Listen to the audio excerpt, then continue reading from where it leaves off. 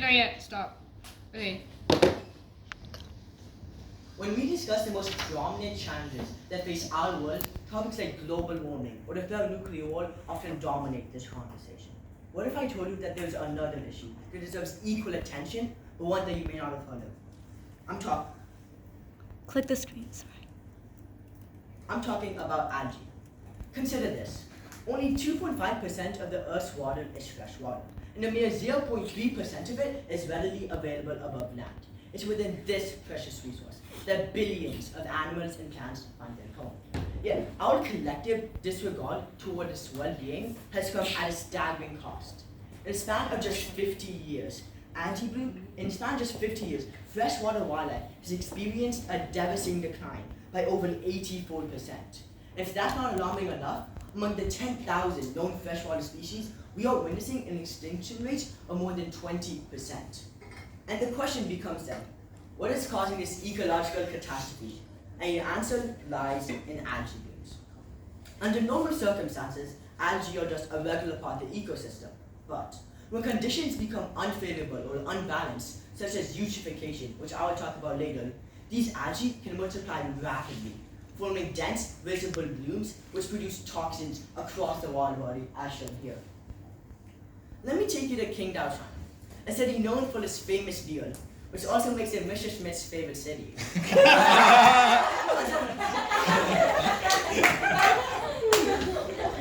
That's not going on YouTube.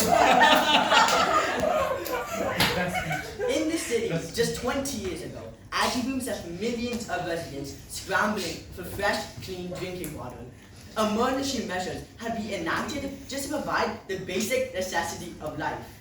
And this isn't an isolated incident. In 2007, the city of Wuxi, China, faced a similar nightmare.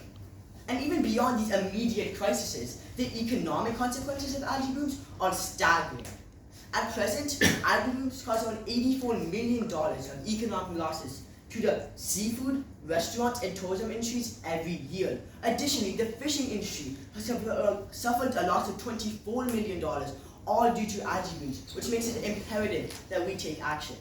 But if you want to find a solution, we must first look at its root, eutrophication. Now, eutrophication is defined as the excessive presence of nutrients, such as nitrogen or phosphorus, in aquatic ecosystems.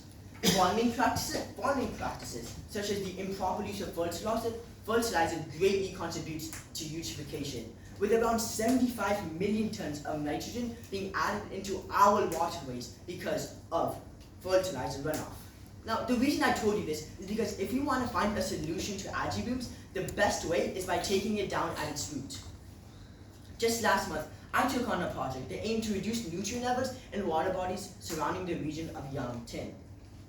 Me and my team went to get samples from a lake. Well, when my teammates fell into the lake, we weren't able to bring the samples to an HKU lab. To get tested. The results were surprising, and we found an excessive presence of nitrite in the affected water body, which prompted us to find a solution. Now, in the coming days, we aim to develop a chemical solution to combat this issue. But it's obvious not everybody can do this, not one of us, right? Without the help of a professor, for example. What it does do, however, is that it paints a picture of what the government should be doing.